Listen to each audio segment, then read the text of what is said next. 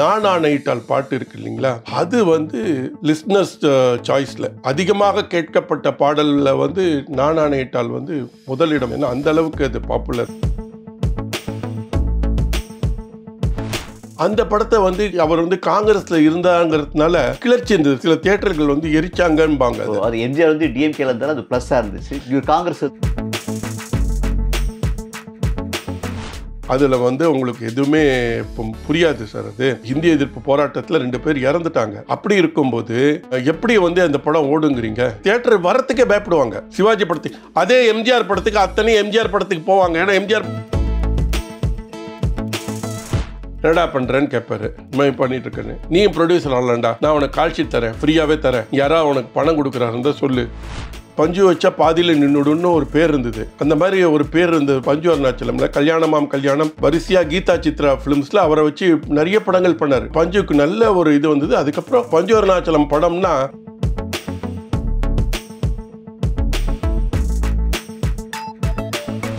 Wow தமிழானியர்களுக்கு வணக்கம்.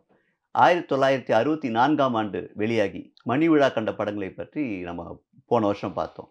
அதே வரிசையில் இந்த வருஷம் 1965ஆம் ஆண்டில் வெளியாகி மணி விழா காண்ற படங்களை பற்றி நம்மகிட்ட பேச வந்திருக்கார் தயாரிப்பாளர் முக்தா ரவி அவர்கள். வணக்கம் முக்தா ரவி சார். வணக்கம் சார். எல்லாருக்கும் என்னுடைய பொங்கல் வாழ்த்துக்கள். போன வருஷம் இந்த 1964வது வருஷத்து படங்களை பற்றி பேசினோம். இப்போ 65வது வருஷம் ரிலீஸ் ஆன படங்கள் பற்றி பேசுகிறோம். மணி விழா கண்ட படங்கள். பொங்கலில் வந்து ரிலீஸ் ஆன படங்கள் வந்து 3 படங்கள் சார். ஒன்று எங்கள் வீட்டு பிள்ளை, இன்னொன்று வந்து பழனி, அதுக்கப்புறம் இரவும் பகலும். இரவும் பகலும்ல ஜெய்சங்கருக்கு இந்த வருஷம் 60th இயர் வருது. 60 இயர்ஸ் ஆகிடுது அவர் நடிக்க வந்து. உயிரோடு இருந்தாலும் அவர் கொண்டாடி இருப்பார். அந்த ஒரு விஷயம். இப்போ லெட் அஸ் ஸ்டார்ட் வித் எங்கள் வீட்டு பிள்ளை. எங்கள் வீட்டு பிள்ளை வந்து டி ராமாயண நாயுடுன்னு ப்ரொடியூசர் இருக்கார் இல்லையா, அவர் வந்து தெலுங்கில் வந்து ராமுடு பீமுடுன்னு படம் எடுத்தார். அது பெரிய சக்ஸஸ். என்டி ராமராவ் வச்சு எடுத்தார். அது தாப்பி சாணக்கியா தான் அதுக்கு டைரக்டர். அது அவர் வந்து பெரிய செட்டு போட்டார். கிருஷ்ணாராவ்னு அந்த காலத்தில் ஒரு பெரிய ஆர்ட் டைரக்டர். அவர் போட்ட செட்டு அது, தெலுங்குக்கோசரம் போட்ட செட்டு. அந்த செட்டை வந்து வாகினிக்கு பிரிக்க இஷ்டம் இல்லை. வாகினியில் வந்து உங்களுக்கு சக்கரபாணி அண்டு பிஎன் ரெட்டி, நாகிரெட்டி 2 பேர் தான் இருந்தாங்க. சக்கரபாணி தான் கிரியேட்டர் அங்கே. இன்ஃபேக்ட் வந்து எல்லாரும் என்ன நினச்சினுக்கா, விஜயா வாகினியான நாகிரெட்டிங்கிற நினச்சிட்டு இருக்காரு. Nagireddy studio owner. அவர் ப்ரொடக்ஷன் பார்த்துருந்தார், எல்லாமே பண்ணார். பட் இந்த க்ரியேட்டிவிட்டி, அந்த direction side, screen play side, story side and இந்த படம் எடுக்கிற இதெல்லாமே டிசைடிங் அத்தாரிட்டி வந்து சக்கரபாணி. அவர் தான் இந்த படத்தை வந்து எம்ஜிஆரை வச்சு எடுக்கலாம்னு சொல்லி பிளான் பண்ணது. ஏன்னா இந்த செட்டு அவ்வளோ பிரசித்தி வாய்ந்த செட்டு. ஸோ அதை பிளான் பண்ணாங்க. அந்த படம் எடுத்தாங்க. அது இப்போ படம் எடுத்து பெரிய சக்ஸஸ்ஃபுல். அந்த படத்தில் வந்து வின்சென்ட் கேமரா, சக்தி கிருஷ்ணசாமி தான் டைலாக் எழுதினார். டாப்பி சாணக்கியா டைரக்ட் பண்ணார். அதில் என்னென்னா பாடல்கள் வந்து எம்எஸ் விஸ்வநாதன் அண்டு வாலி எழுதினார். ஆலங்குடி ஒரு பாட்டு எழுதினார் நினைக்கிறேன். அந்த படத்தில் வந்து இந்த நான் ஆணையிட்டால் பாட்டு இருக்கு இல்லைங்களா, அது வந்து டாப் சாங்காக வந்திருக்கு. அதாவது என்னென்னா லிஸ்னர்ஸ் சாய்ஸில் அதிகமாக கேட்கப்பட்ட பாடலில் வந்து நான் ஆணையிட்டால் வந்து முதலிடம் இருக்கும் என்னுடைய எண்ணம். ஏன்னா அந்த அளவுக்கு அது பாப்புலராக இருக்கு. இந்த பாட்டை பற்றி சொல்லும்போது சார், அந்த காலத்தில் வந்து இதை முதல்ல அவர் எழுதும்போது வாலி ஒரு நிகழ்ச்சியை சொல்லியிருக்கார். முதல்ல எழுதும்போது வந்து நான் அரசன் என்றால் என் ஆட்சி என்றால் நான் எழுதினேன். அப்புறம் தயாரிப்பாளரே அது கொஞ்சம் இப்படி வரலாமா அப்படின்னு கேட்டு, அதுக்கப்புறம் எம்ஜிஆர்டி போனதுக்கப்புறம் நானே சென்சாரில் இருந்து அந்த பாட்டை இப்படி வச்சுருக்க மாட்டேன், ஏன்னா ஆட்சி வந்து நம்ம கையில் இல்லை, அதனால் அவர் சொல்லி தான் நான் ஆணையிட்டால் அது நடந்து விட்டால்னு எழுதா ஒரு நிகழ்ச்சியை சொல்லியிருந்தேன். ஆமாம், அது உண்மைதான். அது சார், அது உண்மைதான். பல வரிகள் அந்த பாட்டில் மாற்றி, அந்த பாட்டில் பல வரிகள் மாற்றி எழுதப்பட்டது தான் அது. இது நான் ஆணையிட்ட அது வந்து அவங்க கேட்டிருந்தாங்க, இதையும் வச்சுக்கலாமான்னு கேட்டிருந்தேன். இல்லை இது போகட்டும், எதாக இருந்தால் மாற்றிக்கலாங்கிற மாதிரி இருந்தது. ஆனால் அந்த பழம் நழுவி பாலில் விழுந்த கதையாக இந்த பாடல் அமைஞ்சிடுது. இந்த பாடல் எடுத்த சமயம் வேற. ரிலீஸ் ஆன சமயத்தில் ஹிந்தி எதிர்ப்பு போராட்டம் வந்தது. அதில் ஒரு 2 பேர் செத்து போயிட்டாங்க. அங்கங்கே போராட்டங்கள் நடந்தது. சென்ட்ரல் கவர்மெண்ட் வந்து ரொம்ப ஸ்ட்ரிக்டாக அது இருந்தாங்க. என்ன ஆனாலும் பார்த்துக்கலாங்கிற மாதிரி இருந்தாங்க. அவங்க ஸ்டேட் கவர்மெண்ட்டுக்கு அந்த மாதிரி இன்ஸ்ட்ரக்ஷன் கொடுத்ததுனால இப்போ பக்தவச்சலம் ஐயா தான் இங்கே நடந்திருந்தாங்க. ஸோ அதனால் போராட்டம் பெரிய கிளர்ச்சி இருந்தது. ஸோ அப்போ இந்த பாடல் வந்து எப்படி ஒத்து போச்சுன்னா, சிலர் வாழ்வுக்கும் வசதிக்கும் ஊரார் கால் பிடிப்பார்னு வரும். சென்ட்ரல் சொல்றது தான் ஸ்டேட் கவர்மெண்ட் கேட்டாகணும். ஸோ இந்த மாதிரி சில விஷயங்கள் வந்து அது அப்படியே இந்த பாடல் மேலே ஏறி இருந்தாலும் இந்த பாடலுக்கு பெரிய மைலேஜ் கிடைச்சிது. இந்த பாடல்னால டிஎம்கேக்கு ஒரு பெரிய மைலேஜ் கிடைச்சிது. தலைவர் டிஎம்கே ரெண்டுக்குமே ஈக்குவலா. ஆமாம், டிஎம்கேக்கும் ஒரு பெரிய மைலேஜ் கிடைச்சிது, எம்ஜிஆருக்கும் ஒரு பெரிய மைலேஜ் கிடைச்சிது. அதனால் ஜனங்க வந்து அது அவங்க தாங்க வந்து எம்ஜிஆர் மாதிரி நினச்சிட்டாங்க. அந்த நாணயல் பாடலை வந்து அது தானாக நினச்சிட்டு ஏற்படுத்தின ஒரு விஷயம் அது. இந்த பாட்டோட இதுக்கு ஹிட்டுக்கு வந்து அந்த கேமராவும் ஒரு காரணம் நினைக்கிறேன். அதில் வந்து எம்ஜிஆர் வந்து வித்தியாசமான ஒரு ஆங்கிளில் படம் எடுத்திருப்பாரு வின்சென்ட். ஆமாம் சார், வின்சென்ட் எப்போவுமே கேமரா வைஸ் அவர் ரொம்ப கெட்டிக்காரர். அவரும் PN சுந்தரம் அவர் 2 பேருமே இந்த படத்தில் எல்லாமே எல்லாருமே ரொம்ப நல்லா ஒர்க் பண்ணாங்க சார். ஸ்டில்ஸ் நாகராஜராவ் வந்து அந்த பேனர் அந்த போஸ்டரை பார்த்தீங்கன்னு வச்சுக்கோங்க, அசந்து போயிடுவீங்க. அவ்வளோ பெரிய கட் அவுட் எம்ஜிஆருக்கு. அவர் அந்த சாட்டையை வச்சுட்டு இல்லை அந்த மாதிரி ஸ்டில்ஸ் எடுத்தது உங்களுக்கு எல்லாமே உங்களுக்கு நாகேஷோட காமெடி. நாகேஷ் தங்கவேலு காமெடி. நாகேஷ் வந்து தப்பாக பேசுவார். அவர் அந்த காமெடி எடுப்பட்டது ஒவ்வொரு விஷயம் சார். அந்த அதை ஒரு மைன்யூட்டாக பார்க்கும்போது அந்த படத்தில் வந்து பல திறமைகளை வந்து வெளியில கொண்டு வந்தது. பாடல்கள் கூட நம்ம எல்லாம் நான் நினைக்கிற பாட்டை பற்றி மட்டுமே பேசிட்டு இருக்கோம். மற்ற பாடல்களும் ஆமாம் சார், நம்ம குமரி பெண்ணின் உள்ளத்திலே ஆகட்டும், மாந்தோப்பில் நின்றிருந்தேன் அந்த பாடல் ஆகட்டும், எல்லா பாட்டுமே உங்களுக்கு வந்து ஹிட்டு தான். பட் ஏன் வந்து நான் ஆணையிட்டால் சொல்கிறோம் அப்படின்னா, நான் ஆணையிட்டாலுக்கு கிடைச்ச மைலேஜ் அளவுக்கு மற்ற பாடல்கள் எங்கள் வீட்டு பிள்ளைன்னு இல்லை, எந்த படங்களுக்கு அந்த பாடலுக்கு மைலேஜ் கிடைக்கல. காரணம் அவ்வளோ ஒத்தி போயிருந்த விஷயம். இது எவ்வளோ நாள் ஓடிச்சு சார்? மோர் தென் 175 days ஓடித்து. இந்த படத்தோட வருகை வந்து படகோட்டி படத்துடைய ஹிட்டை பாதிச்சுதா? இருக்கலாம் சார். படகோட்டி ஹிட்டு தான், ஒன்றும் ஒரு இது இல்லை. படகோட்டின்னு வந்து சில இடத்துல 100 நாள் போயிருக்குங்கிறாங்க. பட் எனக்கு அது கன்ஃபார்ம்டாக தெரியல. சிட்டியில் வந்து உங்களுக்கு அது எடுத்துட்டாங்கன்னா அப்படி நான் சொன்ன மாதிரி தியேட்டர்ஸ் ரொம்ப கம்மி சார். அது உங்களுக்கு மொத்தமே சிட்டியில் ஒரு 10-15 தியேட்டர் தான் இருந்தது, 20 தியேட்டர் தான் இருந்தது. டோட்டலாகவே தமிழ்நாட்டில் 40 தியேட்டர் தான், மற்றெல்லாம் டூரிங் டாக்கீஸாக இருந்தது. ஸோ அப்போ தான் இந்த 64க்கு அப்புறம் தான் புது தியேட்டர்கள் வர ஆரம்பிச்சது. இந்த படம் வரும்போது இதோட வந்து சிவாஜியோட பழனி வந்துச்சு. அது ரிவர்ஸ் ஆகிடுது. இத்தனைக்கும் பழனி வந்து ரொம்ப நல்ல கதை, விவசாயத்தை மையமாக வச்ச படம். ஆனால் பட் அது வந்து உங்களுக்கு ஓடலைன்னு சொல்ல முடியாது. இந்த படத்தை எப்படி வந்து தூக்கினாங்களோ அந்த படத்தை வந்து அவர் வந்து காங்கிரஸில் இருந்தாங்கிறதுனால அவங்க வந்து கிளர்ச்சி இருந்தது. சில தியேட்டர்கள் வந்து எரிச்சாங்கன்பாங்க. அது எம்ஜிஆர் வந்து டிஎம்கேல இருந்தாலும் அது ப்ளஸ்ஸாக இருந்துச்சு. காங்கிரஸ் ஆமாம், ஆனால் இவருக்கும் ஃபேன் பேஸ் தான் ஸ்ட்ராங்காக இருந்தாங்க. பட் ஜனங்க வந்து உங்களுக்கு அந்த கிளர்ச்சி இருந்தது இல்லையா சார்? அது வந்து அது என்ன சார் வந்து நம்ம ராஜாஜியே காங்கிரஸ் விட்டு வந்துட்டு சுதந்திரா பார்ட்டின்னு ஆரம்பிச்சிட்டார் சார். அவரு அந்த அளவுக்கு காங்கிரஸ். ஆமா, அந்த அளவுக்கு காங்கிரஸ் விழ ஆரம்பிச்சிடுது. அப்படி இருக்கும் சிவாஜி திரும்ப அந்த கட்சியிலே தொடர்ந்து எப்படி சார்? ஏன்னா அவர்கிட்ட ஒரு விஷயம், சில பேர் வந்து என்னன்னா தன்னோட ப்ரொஃபஷன் பாதிச்சுதுன்னு வச்சுக்கோங்களேன், விட்டுட்டு வந்துருவாங்க. சிவாஜி அதை கடைசி வரையில் இருந்தார். காமராஜோடய இருந்தார். ஆமா, காமராஜோட இருந்தார், இந்திரா காந்தியும் இருந்தார், ராஜீவ் காந்தியோடய இருந்தார். அவர் வந்து மாறவே இல்லை.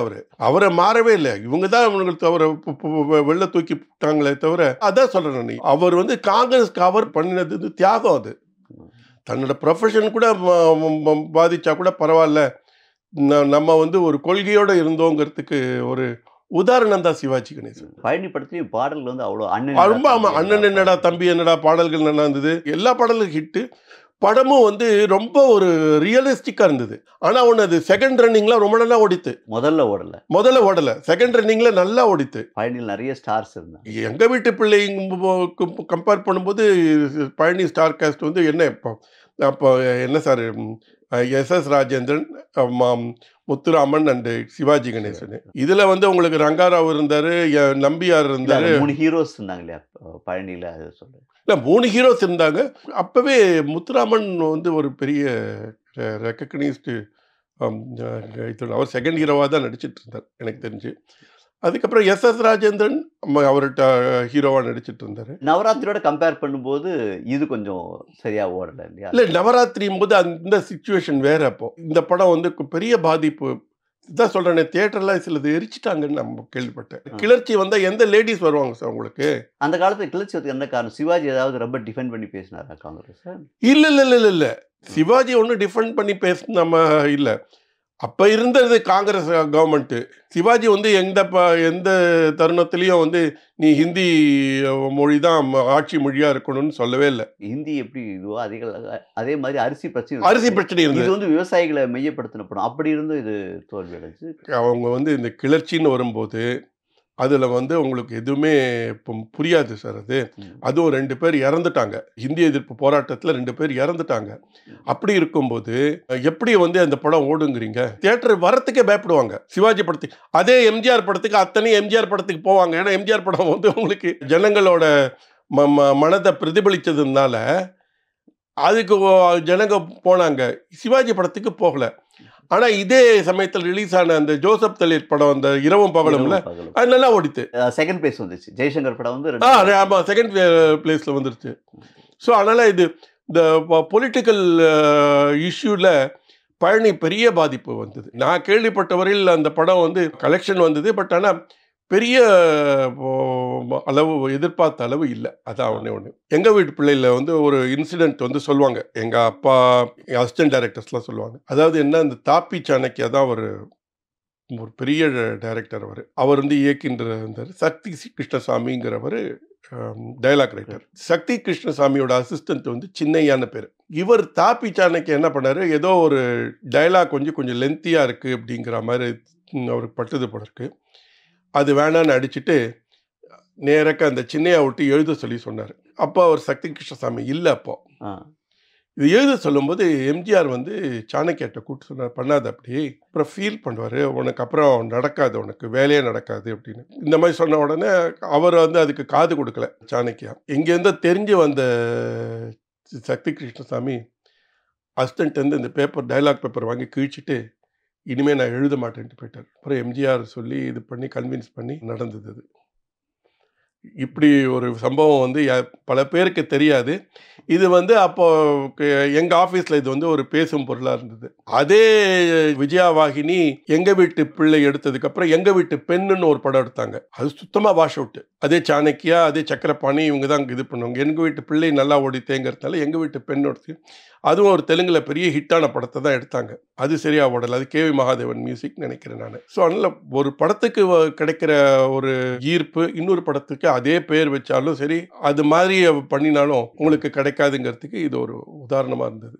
இப்போ நீங்கள் இரவு பகலும் பற்றி சொல்லும்போது, இரவு பகலும் படம் வந்து அந்த காலத்தில் ஒரு புது ஜென்ரேஷன் அறிமுகப்படுத்துகிற படம் பேச. அது எம்ஜிஆர், சிவாஜி, ஜெமினி இவங்கெல்லாம் ஆண்டுட்ட நேரத்தில் புதுசாக ஒரு ஃப்ரெஷ் பிளட்டாக வந்து ஜெய்சங்கர் உள்ள. ஆமாம், அவரை பற்றி கொஞ்சம் சொல்லுங்கள். ஃபஸ்ட்டு படம் அவருக்கு டியூவல் ரோல் இதுன்னு ஷோவோட விவேகா ஃபைன் ஆர்ட்ஸில் வந்து நடிச்சிட்டு இருந்தார். ட்ராமாலாம் நடிச்சிட்டு இருந்தார் அவர். எங்களுக்கு அப்போ ரொம்ப வருஷமாக தெரியும் அவர்.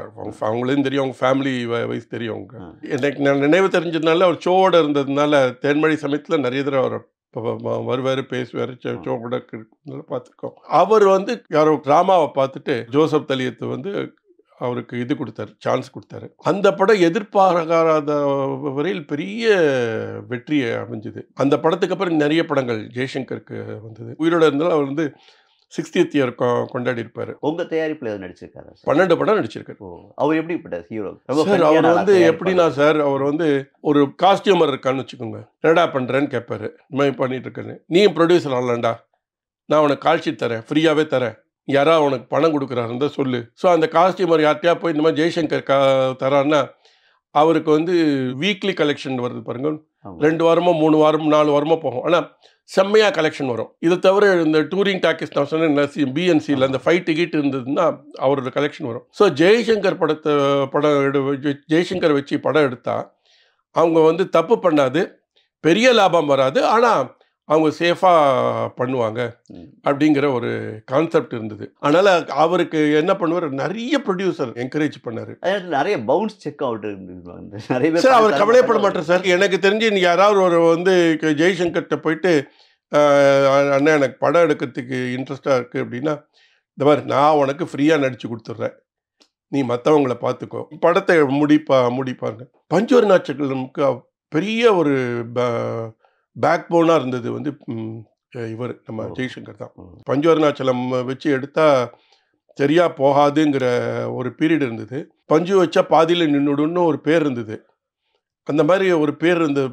பஞ்சு அருணாச்சலமில் கல்யாணமாம் கல்யாணம் வரிசையாக கீதா சித்ரா ஃபிலிம்ஸில் அவரை வச்சு நிறைய படங்கள் பண்ணார். பஞ்சுக்கு நல்ல ஒரு இது வந்தது. அதுக்கப்புறம் பஞ்சு அருணாச்சலம் படம்னா ஆர்டிஸ்ட் ஏங்கிட்டு இருந்தாங்க அவரோட ப்ரொடக்ஷன் கம்பெனியில் நடிக்கணும்னு. அந்த அளவுக்கு ஒரு பெரிய பாப்புலராக வந்துட்டார் அவர். ஜெய்சங்கருக்கும் எம்ஜிஆர் உள்ள கிளாஷஸ் இருந்தது, ஒரு சில கிசுகிசுக்கெல்லாம் வந்துச்சு உண்மையா? எனக்கு தெரிஞ்சு அந்த மாதிரி இருந்த மாதிரி தெரியல சார் எனக்கு. இவரும் ஃபைட் நல்லா பண்ணுறாரு, அவரும் ஃபைட் நல்லா பண்ணுறாரு, அந்த ஒரு இது இருக்கும். ஆனால் எம்ஜிஆருக்கு இருந்த புகழ் வந்து ஜெய்சங்கர் அந்த அளவு இல்லை.